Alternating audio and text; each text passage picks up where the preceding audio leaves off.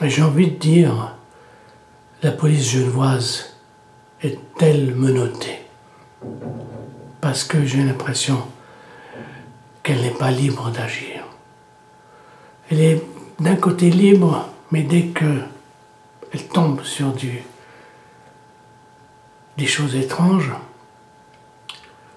sur des individus bizarroïdes, à ce moment-là, je crois qu'ils n'ont plus le pouvoir de dire quoi que ce soit. Ils doivent se taire. Ouf, motus. Je vous dis ça parce que il y a 20 ans, il y a 20 ans en arrière, ou 30 ans en arrière, je ne me souviens pas exactement, et j'avais fait la connaissance d'une jeune fille dont le père était un inspecteur de police. Et sa fille me disait que son père allait arrêter le métier d'inspecteur de police. Je ne sais pas s'il était plus qu'inspecteur de police, bon bref, parce que chaque fois qu'il a des pistes concernant la drogue, on lui disait stop, il ne faut pas toucher, c'est diplomatique. Ce qui veut dire que les milieux diplomatiques certains milieux étaient des trafiquants de drogue. C'est plus facile de passer dans la drogue par une mallette diplomatique que de nos jours, par le ventre. Bon bref. Je dis ça parce que j'ai l'impression qu'on s'attaque trop facilement à la police ces derniers temps. On attaque la conseillère d'État, Madame Isabelle Rochat, on lui fait des reproches et la pauvre est toute fébrile. Ensuite, on dirait qu'elle là-dedans il y a aussi des histoires de femmes, entre femmes. La conseillère fédérale l'attaque, l'autre par-dessous l'attaque. Elle est mal à l'aise. On lui reproche on lui dit que Genève est dans un état lamentable au point de vue sécurité. En gros, j'exagère peut-être, mais c'est ça. Genève a toujours été dans un état lamentable, comme dans toutes les villes. Toute ville qui grandit se trouve toujours dans un état d'insécurité. Les voyous, les trafiquants, il y en aura toujours. Et Genève n'est pas beaucoup plus en sécurité de nos jours qu'il y a 10 ans ou 20 ans. Moi, je me rappelle, j'avais 20 ans, et c'était en plein jour, j'ai reçu un monstre coupé à travers la figure par un type que je ne connaissais pas, et je me suis toujours posé pour quelle raison.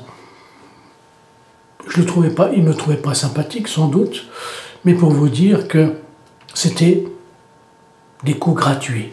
J'ai reçu un coup de poing gratuitement, comme ça, en pleine figure. Mes copains qui étaient là, ils n'ont rien fait.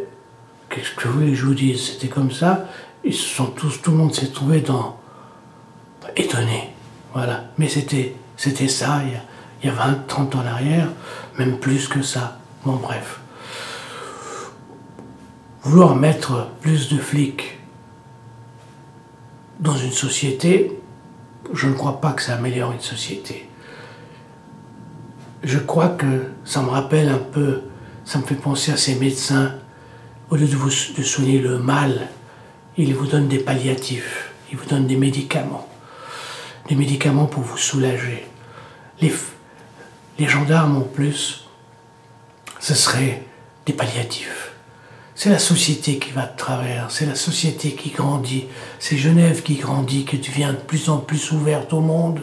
Il y a de plus en plus, tout est ouvert, voilà, il ne faut pas oublier, il faut se le dire. On a voulu ouvrir les frontières, ben voilà ce que ça coûte. Ben c'est simple, hein, c'est pas compliqué à le deviner. Mais Genève est une ville pas plus malsaine qu'une autre ville. Elle est aussi saine la journée. Le trafic de drogue, ben voilà, il y a le trafic de drogue. C'est vrai, qu'est-ce que vous voulez que je vous dise? Tant qu'il y aura des malades, mais parmi ces malades, c'est des malades de tous niveaux sociaux, de n'importe quel niveau social. Il y a des fils de riches, des fils de pauvres, des fils de banquiers, des fils de je sais pas quoi, de médecins qui se droguent. C'est la société qui est malade. C'est la société dans laquelle on vit qui mérite d'être soignée. Mais pas en mettant plus de gendarmes. Les gendarmes font leur boulot, mais j'ai l'impression qu'ils sont menottés. Parce que il me faut penser un peu à ces pêcheurs qui pêchent. Puis quand ils prennent le poisson, ils le mesurent, s'il est trop petit, ils le rejettent à l'eau. Mais eux, ils pêchent des drôles d'individus, et puis quand la justice dit non, il faut pas pêcher ce genre de poisson, parce que de toute façon on les libère, il faut les libérer. C'est un peu ça. Donc, avec cette histoire de jeune Américain, actuellement Eric Stoffer déclare que ce jeune Américain est un fumeur de hashish.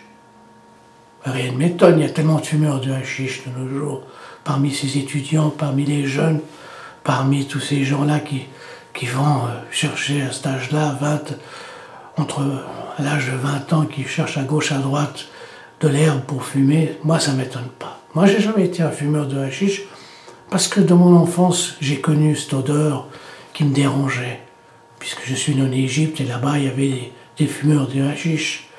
Bon, bref, mais j'ai jamais aimé ça.